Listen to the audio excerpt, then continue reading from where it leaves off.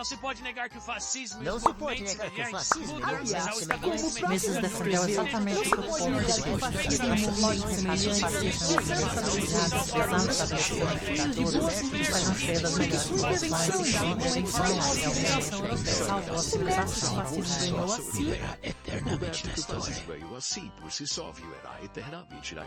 Porém, embora sua política tenha propiciado salvação momentânea, não é do tipo que possa prometer sucesso continuado. O fascismo constitui um expediente de emergência. Ainda fala assim, nenhum liberal colocou isso em questão. O que o Mises quer dizer com isso? Nossa, a esquerda tá nos ameaçando, tá assumindo o poder.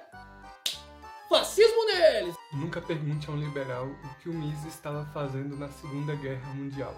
E que a gente tem o pai do liberalismo, né, o Mises, e que o que ele aconteceu na Segunda Guerra Mundial, que ele fala sobre o movimento facho aqui, né? Tá falando sobre uns trechos que eu citei do livro do Mises, mas aí que eu acho que é legal que é o seguinte, que essa pessoa não leu o livro inteiro, e se leu, não sabe interpretar texto, porque tá no livro inteiro isso. Eu queria saber o contexto na frase, assim, acredito que os fascistas estão cheios das melhores intenções. Eu queria saber qual que é o contexto que isso é bom, assim.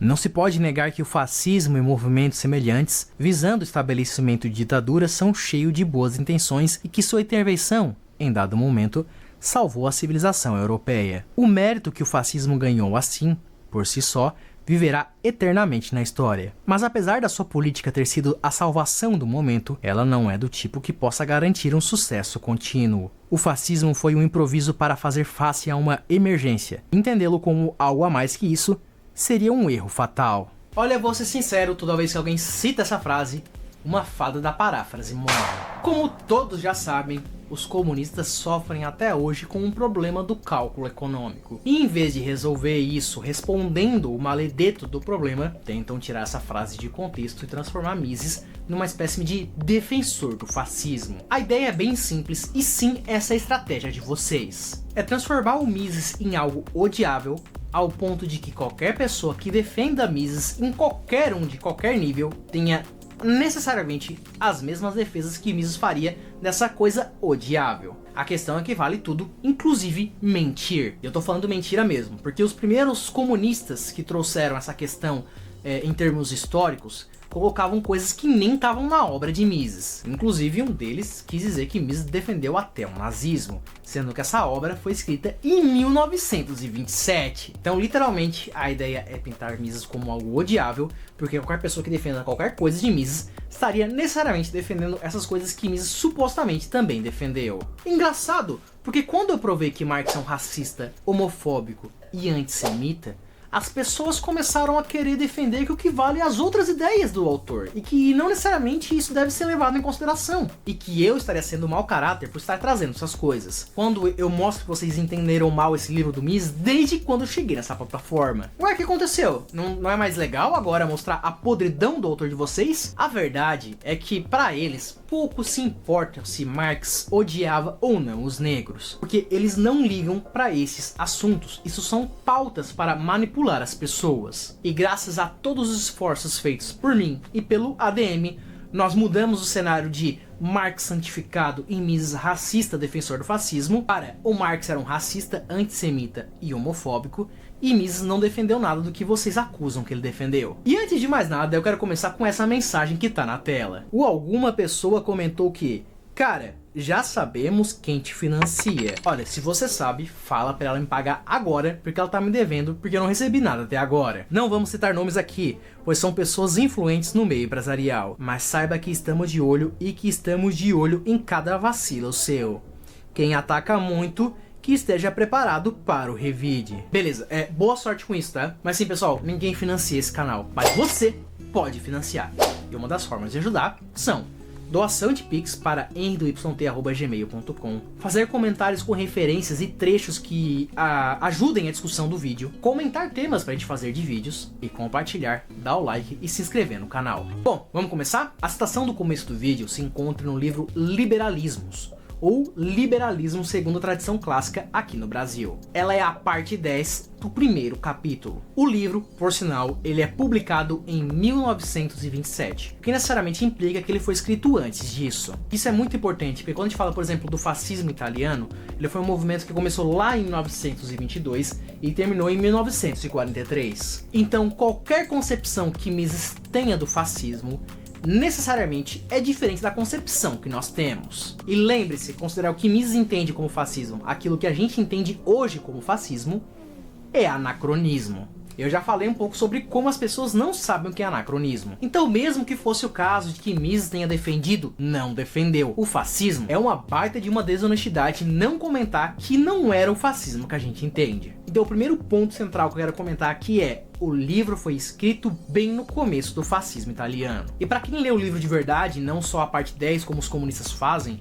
sabe-se que o fascismo não é necessariamente o fascismo italiano. Tem muitos movimentos que Mises entendia como movimentos fascistas. E apesar de ele mencionar na obra o fascismo italiano como um dos exemplos, ele não está se referindo somente àquilo. Se eu fosse dar um resumo para os comunistas que não leram esse livro, do que se trata esse livro, é basicamente os fundamentos do liberalismo, segundo a tradição clássica, como uma forma de cosmovisão, e quais corolários se tirar sobre determinadas políticas econômicas, e as ideias que se opunham a ele. E não somente isso, Mises também desenha a linha do que seria uma política liberal e uma política não liberal. Uma coisa importante, que é dito até no começo do livro, é que as ideias, para Mises, cantam como um refrão. E isso é bem verdadeiro. Para Mises, as ideias são motores civilizatórios. E quem lê os livros inteiros dele, e não só as partes que convém, sabe muito bem disso. Não à toa, uma das frases mais conhecidas do Mises é aquela: ideias e somente ideias podem iluminar a escuridão. E este livro traz muito essa visão de Mises. Não à toa, essa linha que divide o liberalismo do antiliberalismo, para Mises, é uma linha de racionalidade. Ou seja, as políticas antiliberais estão pautadas nas justificativas emocionais. Então, o segundo ponto sobre a completude desse livro é: esse livro se trata das fundamentações do que são ideias liberais e do que são ideias antiliberais. Como os comunistas pulam tudo até chegar naquela parte, não é nem a parte 10, é o último parágrafo da parte 10, eu vou ter que trazer algumas coisas aqui para mostrar isso que eu tô falando para vocês. Antes de mais nada, eu tô pegando o livro Liberalismos em alemão e traduzindo ele para vocês. E eu vou explicar um pouco disso mais para frente. Bom, a separação de ideias liberais e antiliberais, elas podem ser definidas como escrita no livro da seguinte maneira: a política antiliberal é uma política de consumo de capital. Recomenda que o presente seja muito bem provido à custa do futuro. Trata-se exatamente do mesmo caso do paciente de que falamos. Em ambos os casos, uma desvantagem relativamente dolorosa no futuro se opõe a uma gratificação momentânea e relativamente abundante. A raiz da oposição ao liberalismo não pode ser compreendida lançando-se mão do método da razão. Tal oposição não se origina na razão, mas de uma atitude mental patológica, isto é, do ressentimento e de uma condição neurastênica. Isso é muito importante porque tem gente que é analfabeta e diz que o Mises defende o fascismo como uma espécie de salvação do liberalismo. Só que ele literalmente rejeita as ideias antiliberais. E é assim que ele descreve o fascismo, como antiliberal. Bom, então vamos lá na parte 10 do capítulo 1 do segundo livro do Mises que eu mais odeio. E se o Mises estivesse vivo e precisasse resumir para vocês do que se trata esse livro, ele diria o seguinte: olha, nesse capítulo eu estou trazendo os argumentos favoráveis ao fascismo da época e destruindo um por um, mostrando que qualquer ponto de vista positivo, mesmo que pautado em fatos históricos, não justifica essa doutrina. E agora eu vou mostrar como essa é a interpretação mais adequada desse livro. O primeiro ponto é que a tradução do livro prejudicou muito o livro também na hora de traduzir o título. Tô falando bem sério.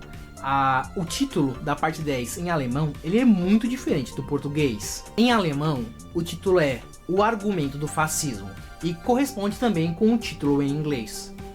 Agora, em português, meus amigos, foi colocado As Razões do Fascismo. E isso é bem complicado, porque tem gente muito analfabeta que vai ler aquilo e vai literalmente dizer: olha, aqui o Mises não está dizendo as razões do porquê o fascismo não deve acontecer, mas as razões do porquê o fascismo deve acontecer. Você já leu esse livro todo, João? Não! Infelizmente, sim. E aí, gente, eu já quero dar um sneak preview para vocês. Não é as razões pelas quais ocorre o fenômeno fascista. São as razões pela qual o fenômeno fascista está correto. Aí o celular desperta e você acorda, porque pra você dizer isso, ou você está sendo desonesto, ou você é analfabeto, ou você fingiu que leu.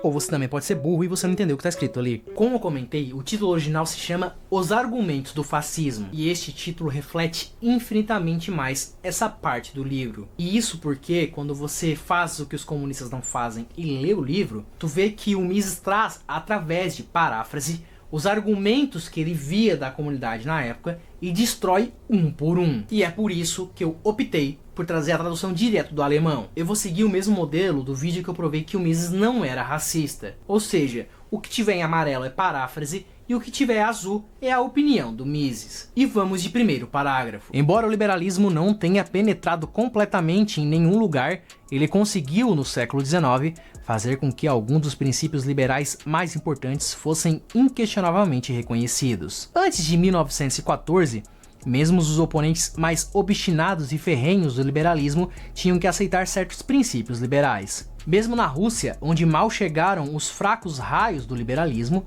os defensores da despotia cesaristas tinham que considerar as concepções liberais da Europa ao perseguir seus adversários. E durante a Primeira Guerra Mundial, nos países em guerra, os partidos beligerantes tiveram que exercer uma certa moderação na luta contra os inimigos internos, apesar, claro, de todo o seu fervor. Meu, essa parte ela sempre vai me lembrar o João Carvalho, porque ele disse que na primeira frase é uma contradição. Se o liberalismo em nenhum lugar encontrou aceitação completa, o êxito que teve no século XIX chegou, pelo menos, ao ponto de fazer com que alguns dos seus mais importantes princípios fossem aceitos sem contestação. Eu gosto do liberal escrevendo porque ele é incapaz de fazer um período inteiro que tenha congruência interna. Se o liberalismo não encontra em lugar nenhum a aceitação completa, seus princípios mais importantes são aceitos sem contestação. O primeiro período não se relaciona com o segundo, é verdade. Não, você já começa lendo e fala assim, não, peraí, porra, mas se ele não encontra a aceitação completa, como que os seus pressupostos vão ser incontestes se tem contestação? Para ele e para o Ioiô Neves, existe uma espécie de contradição em afirmar que o liberalismo nunca foi completamente aceito, apesar de que seus princípios sim. E é essa galera comunista que não sabe nem interpretar a primeira frase do livro, que jura de pé junto que vai explicar pra você o que o Mises quis dizer. Bom, eu acho que sobre o primeiro parágrafo não tem muito o que dizer, é só o Mises falando que o liberalismo estava presente, não em completude, evidentemente, em várias regiões do mundo, inclusive na Rússia, só que lá era mais difícil de se penetrar as ideias liberais. E aí ele continua com o segundo parágrafo. Só quando os sociais-democratas marxistas ganharam a supremacia e assumiram o poder, acreditando que a era do liberalismo e do capitalismo havia sido definitivamente superada, caíram as últimas considerações que ainda se pensava serem necessários em relação à ideologia liberal. Para os partidos da Terceira Internacional, não há meio que não seja permitido na luta para alcançar seus objetivos. Qualquer um que não reconheça incondicionalmente todas as suas concepções como a única verdade e que não esteja disposto a segui-los incondicionalmente é, em sua opinião, condenado à morte.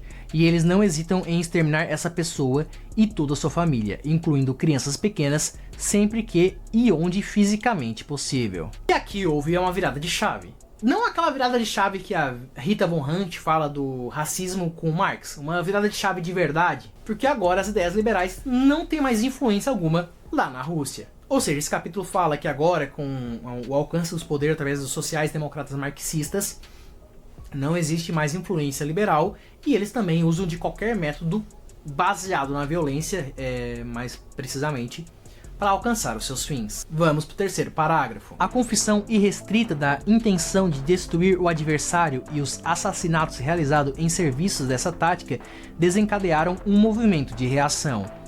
Os adversários não comunistas do liberalismo de repente perceberam a realidade. Até então, acreditavam que, mesmo na luta contra um inimigo odiado, certos princípios do liberalismo deveriam ser observados. Eles tinham, embora relutantemente, retirado o assassinato e a matança da lista de meios de luta política. Tinham submetido-se a muitas restrições na perseguição de escritos opositores e na supressão da palavra falada. Agora, de repente, perceberam que surgiram os adversários que desconheciam essas considerações, para os quais qualquer meio era aceitável para combater o inimigo. Os opositores militaristas e nacionalistas da Terceira Internacional sentiram-se traídos pelo liberalismo. Eles acreditavam que o liberalismo os havia impedido de tomar medidas contra os partidos revolucionários enquanto ainda era possível.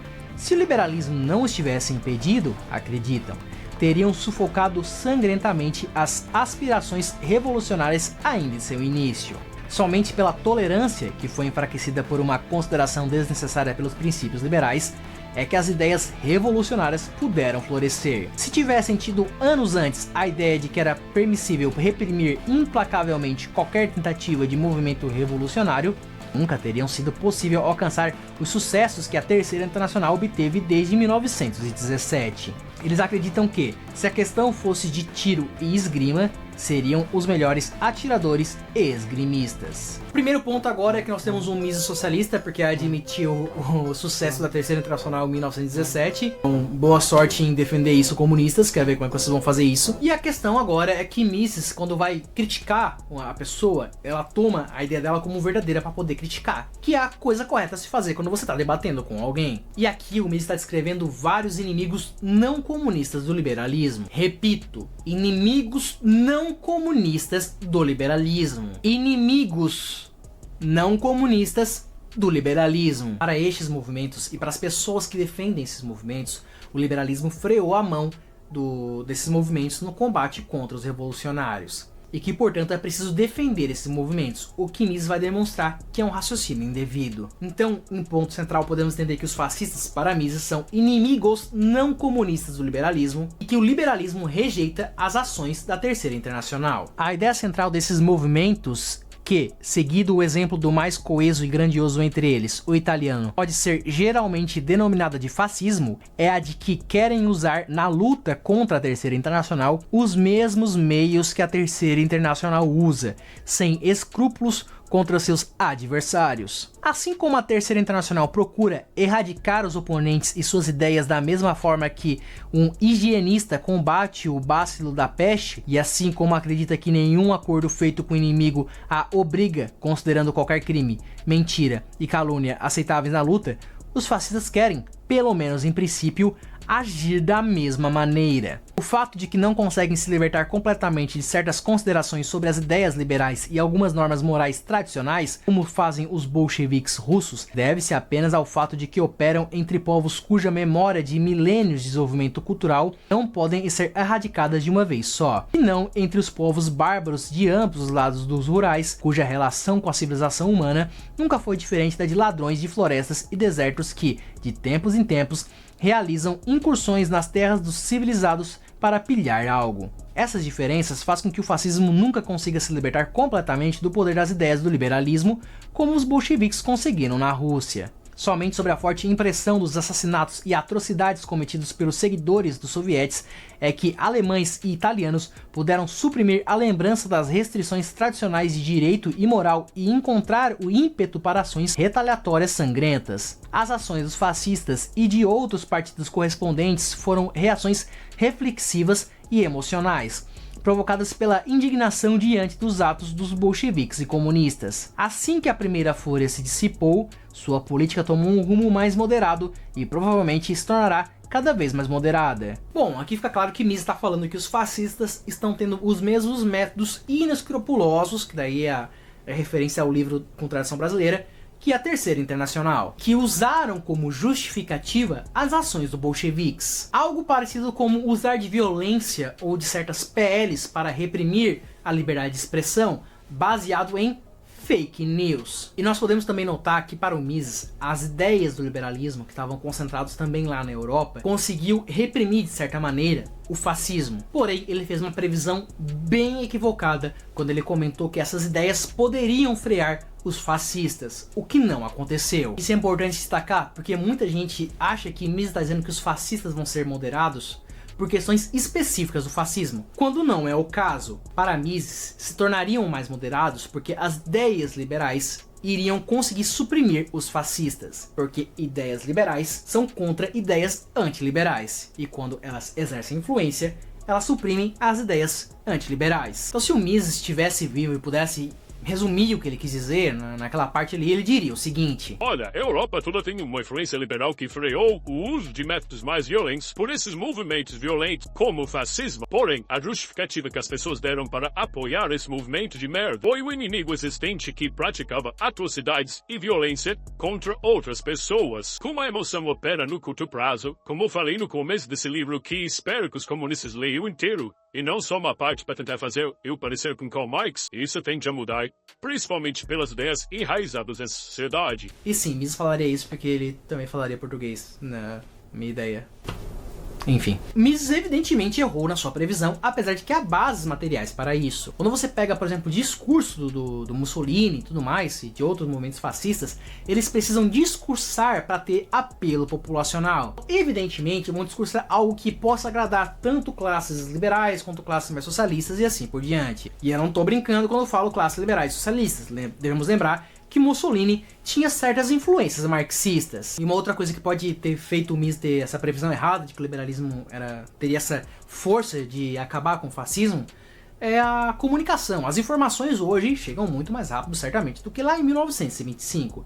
Então não temos a ciência do que o Mises sabia, e pode ser o caso de que ele sabia somente por questões de documentos oficiais. Por mais que essa moderação, causada pela influência persistente das concepções liberais tradicionais no subconsciente, possa se estender, não se deve ignorar que a adoção da tática fascista pelos partidos de direita mostra que a luta contra o liberalismo teve êxitos que, até recentemente, teriam sido considerados completamente impensáveis. Há muitas pessoas que aprovam a abordagem dos fascistas porque, embora os programas econômicos dos partidos fascistas sejam totalmente antiliberais e suas políticas fortemente intervencionistas, eles estão longe de praticar a política de destruição sem sentido e desenfreada que marca os comunistas como os piores inimigos da civilização humana. Outros, reconhecendo plenamente os males que a política econômica fascista acarreta, consideram o fascismo, em comparação com o bolchevismo e o sovietismo, pelo menos um mal menor. No entanto, a maioria de seus adeptos e admiradores, tanto abertos quanto ocultos,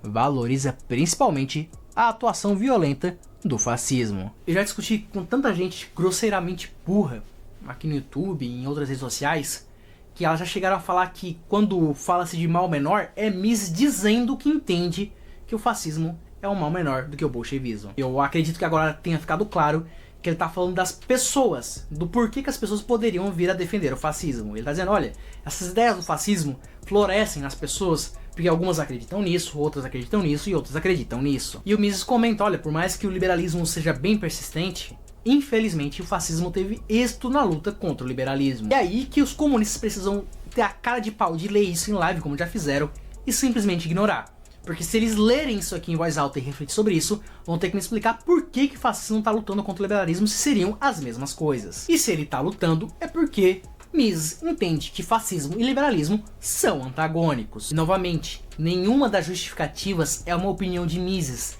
é uma paráfrase. Ou seja, é o que as pessoas usavam, eu preciso repetir, porque tem gente que realmente não sabe interpretar texto. É o que as pessoas usavam para defender o fascismo. Então nessa parte aqui podemos tirar como ponto central que Mises está dizendo que a hegemonia da política fascista tomou a Europa e que isso é um fracasso do liberalismo. Não se pode negar que contra ataques violentos só se pode defender com violência. Contra as armas dos bolcheviques, armas devem ser usadas e seria um erro mostrar fraqueza diante dos assassinos. Os liberais nunca contestaram isso. O que distingue a tática liberal da fascista não é a visão sobre a necessidade de resistir com armas aos agressores armados, mas a avaliação fundamental do papel que a violência desempenha na luta pelo poder. O grande perigo que o fascismo representa na política interna reside na crença que ele tem na eficácia decisiva da violência. O seu princípio supremo é que, para garantir o sucesso, é necessário agir sempre violentamente, movido pela vontade de vencer. Mas e se o adversário, igualmente determinado a vencer, também agir violentamente? Então ocorrerá um confronto, uma guerra civil. No fim de tais lutas, sairão vitoriosos os que são numericamente superiores. A longo prazo, uma minoria, mesmo que composta pelos mais capazes e enérgicos, dificilmente conseguirá resistir à maioria. A questão decisiva sempre será: como garantir a maioria para o próprio partido? Isso é uma questão puramente intelectual e só pode ser alcançada com armas intelectuais, nunca através da violência. o uso puro e simples de métodos de repressão violenta é um meio menos adequado para atrair seguidores para a própria causa. A aplicação bruta de violência, sem justificativa através de argumentos intelectuais perante a opinião pública, apenas atrai novos amigos para aqueles que se pretendem combater. Na luta entre violência e ideias, sempre vence a ideia. E para você ter uma noção de como esse livro literalmente é uma refutação ao fascismo e tentando convencer as pessoas de que deve-se abandonar o fascismo, quando o Mises comenta lá no começo de que contra as armas deve-se usar também armas, é porque Mises entende que existe uma ideia de defesa do fascismo, porque o fascismo alega que deve-se combater o bolchevismo com as armas que ele utilizam. Ou seja, se os bolcheviques entrarem em nossas terras com armas, devemos nos defender também com armas. Por isso que vocês, os fascistas diriam, devem nos apoiar. E o que me está dizendo é o seguinte, olha, mas os liberais nunca negaram que isso deve acontecer. Ou seja, usar armas também. Então se esse é o motivo para você defender os fascistas, pode deixar de lado, porque você vai ganhar muitas coisinhas a mais que você não vai querer. Como repressão, método violento e, como ele dirá mais à frente, derrocada. Isso acontece porque essa parte 10 desse livro, ele não é para defender o fascismo, não é para passar pano ao fascismo, é para literalmente criticar o fascismo. É para tentar convencer as pessoas que estavam tentando defender o fascismo a pararem de defender o fascismo. E aqui nós podemos entender também como ponto central que, na medida que os fascistas usam de violência onde ideias deveriam ser empregadas, sua ideologia novamente se mostra incompatível com o liberalismo. O fascismo pode triunfar hoje porque as indignações gerais com as atrocidades dos socialistas e comunistas lhe proporcionou a simpatia de amplos setores. No entanto, uma vez que a impressão recente das atrocidades bolcheviques se desvanecer, o programa socialista voltará a exercer seu poder de atração sobre as massas. O fascismo, ao combater o socialismo, apenas persegue as ideias e aqueles que as propagam. Se realmente quisesse combater o socialismo, teria que enfrentá-lo com ideias. Existe, porém, apenas uma ideia que pode ser eficaz oposta ao socialismo, a do liberalismo. Então quando tem gente analfabeta que diz que, na verdade, Mises diz que o fascismo combate o socialismo, ela precisa me explicar por que Mises diz isso aqui nessa parte desse livro. Ou seja, ela precisa me explicar por que Mises está dizendo que só o liberalismo derrota o socialismo. E como a gente vai ver mais pra frente, para Mises, o fascismo dá a vitória para o socialismo. Então por que ele defenderia algo que estenderia somente a vitória do socialismo? Não faz sentido. E por mais que o Mises tenha errado na sua previsão passada, nessa previsão que ele fez aqui, ele acertou. Quando ele fala que quando os ataques dos bolcheviques cessarem, o socialismo ainda vai exercer influência sobre as massas de uma forma atraente, ele acertou em cheio. Não à toa, hoje nós temos um bando de papagaios intelectuais repetindo que o socialismo é bom, ignorando todas as atrocidades que aconteceram. Novamente, não à toa, nós vemos homossexuais com carinha do Che Guevara nas suas camisas, quando a gente sabe exatamente o que Che Guevara faria com vocês. O que nós tiramos dessa parte é que o fascismo não consegue combater o socialismo porque o não faz no campo das ideias. E quem faz isso é somente o liberalismo, que, como vimos no parágrafo anterior, também não nega o uso das armas. Ou seja, o liberalismo é o único capaz de combater o socialismo nas ideias e não nega o uso das armas. Por que Deus Mises diria que é para defender o fascismo nesse livro? Se diz frequentemente que nada promove mais uma causa do que criar mártires para ela. Isso apenas é aproximadamente correto. O que fortalece a causa dos perseguidos não é o martírio de seus adeptos, mas o fato de serem combatidos com violência em vez de armas intelectuais. A repressão violenta é sempre um reconhecimento da incapacidade de enfrentar com as melhores armas as únicas que prometem sucesso final: as armas do espírito. Esse é o erro fundamental do fascismo, e é por isso que ele acabará por sucumbir. A vitória do fascismo em vários países é apenas um episódio na longa série de lutas sobre a questão da propriedade. O próximo episódio será o sucesso do comunismo. No entanto, o resultado final dessas lutas não será decidido por armas, mas por ideias. São as ideias que formam as pessoas em grupos de combate e colocam armas em suas mãos. São as ideias que determinam contra quem e a favor de quem as armas são usadas. Somente elas, e não as armas, são decisivas em última instância. Eita, preula. Pera. Então, o Mises, que todo mundo jura de pé junto defender o fascismo, tá dizendo que o fascismo vai sucumbir? E que por mais que ele possa vencer agora, na verdade ele dá vitória pro socialismo no futuro? Não, agora eu quero o Mises. Cadê o Mises que justificou o fascismo aí? Cadê ele? Cadê? Onde que ele justificou o fascismo? Eu quero que me entregue o maledeto. O ponto central desse parágrafo é: o fascismo não pode combater o socialismo e no longo prazo dá vitória pra ele. Tanto sobre a posição interna do fascismo, no campo da política externa, é evidente que sua adesão ao princípio da violência nas relações entre as nações deve inevitavelmente provocar uma série interminável de guerras, que acabarão por destruir toda a civilização moderna. A continuidade e o desenvolvimento da cultura econômica contemporânea exigem a garantia da paz entre as nações. No entanto, as nações não podem coexistir pacificamente se forem dominadas por uma ideologia que acredita que só a violência pode assegurar a posição de seu próprio povo no contexto global. Então até agora Mises está falando da política interna do fascismo para tentar convencer as pessoas a abandonar essa ideia. E complementando isso, o Mises diz o seguinte: olha, na política interna o fascismo é violento e na política externa parece que é a política interna. E como tem pessoas que estão tentando defender o fascismo aqui o Mises está pegando pelo argumento econômico. Porque tem pessoas que vão dizer que o fascismo teve um bom desenvolvimento econômico. E ele vai dizer que não, que é mentira. Por quê? Porque no longo prazo, atitudes como os dos fascistas, que é baseado na violência, façam que não haja o ambiente para desenvolvimento econômico. E que isso só se encontra em políticas que defendem a paz. Que não é o caso do fascismo. Não se pode negar que o fascismo e movimentos semelhantes visando o estabelecimento de ditaduras são cheios de boas intenções e que sua intervenção em dado momento salvou a civilização europeia. O mérito que o fascismo ganhou assim, por si só, viverá eternamente na história. Mas apesar de sua política ter sido de salvação do momento, ela não é do tipo que possa garantir um sucesso contínuo. O fascismo foi um improviso para fazer face uma emergência. Entendê-lo como algo a mais que isso seria um erro fatal. Bom, assim como o Mises não é comunista por dizer que a União Soviética teve sucesso, não dá para tentar traçar essa linha aqui nessa frase. E tem muitos comunistas que estão querendo dizer que Mises nessa frase diz que é só um pouquinho de fascismo, depois a gente abandona. Quando nós vimos que ele rejeita o fascismo em todo momento, no curto, no médio e no longo prazo. Além, claro, de ele ter demonstrado para essas pessoas que o único capaz de combater o socialismo, nas exatas palavras desse livro escrito, é o liberalismo. O Mises podia facilmente discernir que muitas pessoas na época viam o fascismo como salvador. E essa sentença desse último parágrafo é literalmente o reconhecimento dessa visão das pessoas, mas de forma alguma uma concordância. O Mises já via e alertava, como a gente mostrou em toda essa parte 10 desse livro, o mal do fascismo. E esse livro é escrito em 1927, quando raramente as pessoas se manifestavam contra. E nós vimos como Mises descreveu o fascismo.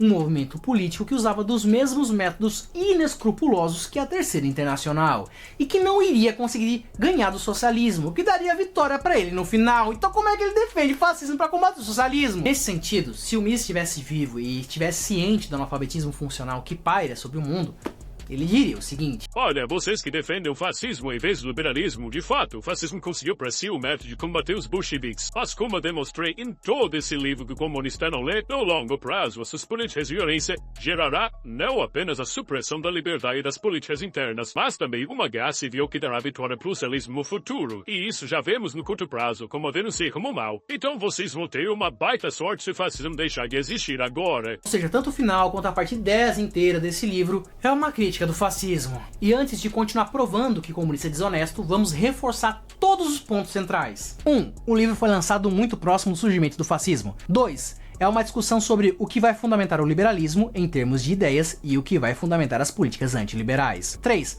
Fascistas são, para Mises, inimigos não comunistas do liberalismo e o liberalismo rejeita as ações da Terceira Internacional. 4. A hegemonia conquistada na Europa pelos fascistas na luta política contra os bolcheviques e comunistas é um exemplo do fracasso do liberalismo clássico. 5. Na medida em que os fascistas recorrem à violência, onde ideias e confrontos dialéticos poderiam ser empregados, isso demonstra mais uma vez que a ideologia fascista é incompatível com o liberalismo. 6. O fascismo não combate o socialismo nas ideias e o único que faz isso é o liberalismo. 7. Portanto, o liberalismo defende usando as armas quem ataca com armas e ataca as ideias. 8. O fascismo não pode combater o socialismo e no longo prazo vai entregar a vitória para ele. Agora vamos ver como Mises é fascista lendo um livro que nenhum desses comunistas leu, que é o Caos Planejado. O episódio fascista de breve existência terminou em sangue, miséria e ignomínia, mas as forças que geraram o fascismo não estão mortas. O nacionalismo fanático é uma característica comum a todos os italianos atuais. Os comunistas com certeza não estão dispostos a renunciar ao princípio de opressão ditatorial de todos os dissidentes. Os partidos católicos tampouco defendem a liberdade de pensamento, de imprensa ou da religião. Há, na Itália, somente muitas poucas pessoas que compreendem de fato que o pré-requisito indispensável da democracia e dos direitos do homem é a liberdade econômica. Pode acontecer que o fascismo seja ressuscitado com um novo rótulo e com novos slogans e símbolos. No entanto, se isso acontecer, as consequências serão prejudiciais. Portanto, o fascismo não é, como alardeiam os fascistas, uma nova forma de vida. É um caminho um tanto quanto antigo para destruição e morte. E este livro, O Caos Planejado, foi escrito em 1947, 20 anos depois do livro Liberalismos. E neste mesmo livro, Mises fala que o Mussolini foi uma das pessoas mais nefastas da sociedade. E 3 anos antes desse livro, O Caos Planejado, o livro Governo Onipotente também tece bastante críticas ao fascismo. Os bolcheviques estabeleceram um precedente. O sucesso de Lenin encorajou a gangue de Mussolini e as tropas de Hitler. Tanto o fascismo italiano quanto o nazismo alemão adotam os métodos políticos da Rússia soviética. Eles importaram da Rússia o sistema de partido único e o papel privilegiado deste partido e seus membros na vida pública. A posição predominante da polícia secreta, a organização de partidos afiliados no exterior que são empregados para combater seus governos domésticos em sabotagem e espionagem, assistido por um fundo político e pela proteção dos serviços diplomático e consular, a execução administrativa e prisão dos adversários políticos, campos de concentração, a punição infligida às famílias dos exilados, os métodos de propaganda. E quem fala que Mises preferiria um sistema do que outro, tem a árdua tarefa de lidar com as suas escrituras. Ora, o fascismo é comparado ao socialismo e no fim acaba dando a vitória pro socialismo. Então como é que tu consegue me dizer, comunista, que ele prefere um em detrimento do outro? Ah, mas o Mises nunca falou que os dois são iguais. Não, ele falou. É que você não leu. No livro Governo Onipotente, ele fala o seguinte: a guerra atual provou novamente a tese da antiga doutrina militar prussiana de que é inútil derrotar as forças russas. Após conquistar facilmente centenas de milhares de quilômetros quadrados, os exércitos nazistas foram derrotados pela vastidão do país. O principal problema que um general invasor enfrenta na Rússia é como retirar suas forças com segurança. Nem Napoleão, nem Hitler resolveram esse problema. Aqueles que acreditam que uma Alemanha comunista poderia rearmar tão facilmente quanto a Rússia não reconhece a diferença fundamental entre os dois países. Enquanto a Rússia não é forçada a importar matérias-primas estrangeiras, a Alemanha precisa. Sem a exportação de produtos manufaturados, a Alemanha não teria condições de importar todas as matérias-primas necessárias para o seu rearmamento. O bolchevismo não prejudicou o potencial de defesa da Rússia, aniquilaria o potencial da agressão da Alemanha. O verdadeiro perigo do comunismo na Alemanha reside na probabilidade de que seu inevitável fracasso econômico possa restaurar o perigo do nazismo perdido com a derrota nesta guerra. Assim como os resultados insatisfatórios do regime nazista estão tornando o comunismo popular entre as massas alemãs, as consequências negativas do comunismo poderiam contribuir para uma reabilitação do nazismo. O problema alemão é precisamente este: a Alemanha não tem um partido pronto para apoiar o liberalismo, a democracia e o capitalismo, e vê apenas duas alternativas: o nazismo, ou seja, socialismo do modelo alemão de planejamento integral, o socialismo do modelo russo de gestão estatal imediata. Nenhum desses dois sistemas poderia resolver o problema econômico da Alemanha. Ambos empurrarão a Alemanha para uma política de conquista e de mais Lebensraum. E quando você lê esse livro inteiro, qualquer pessoa que leu esse livro inteiro, na verdade, consegue também tirar a conclusão de que o comunismo, para Mises, obteve a glória de ter salvado a Europa do nazismo. Isso faria Mises comunista? Eu quero que você, comunista, venha na minha cara e venha me dizer que Mises é comunista só por ter tirado essa conclusão desse livro. Dito tudo isso, os comunistas que tentam navegar nos debates por estes mares de ficar acusando o Mises disso, irão afundar quando a gente consegue trazer os fatos. Com tudo que trouxe aqui, fica evidente que o Mises não defendeu o fascismo, e que na verdade ele criticava o fascismo. Isso é evidente, isso não tem como, não tem discussão. Isso acabou, Deus, choram as rosas porque eu não quero estar aqui, já era, é isso, tá cravado. Mas mesmo que fosse o caso de que não, esse livro foi escrito em 1927, então ter a visão do que o fascismo é hoje e comparar com a visão que o fascismo, do fascismo que o Mises tinha na época, é um anacronismo. E mesmo que, considerando também que na verdade Mises era mãe de Ná e que saberia do que aconteceria com o nazismo inteiro, já tinha previsto tudo, nazismo, tudo mais, mesmo considerando tudo isso, em 1947 e 1944, com os livros, respectivamente, Caos Planejado e governo onipotente, Mises foi extremamente ainda mais crítico ao fascismo e ao nazismo. Mises não é fascista, Mises não passou pano pro fascismo, Mises não disse que o fascismo é só no curto prazo. Isso ficou provado aqui. A partir de agora, quem insistir nesse assunto é muito desonesto. Bom, por hoje é só, um grande abraço e até mais.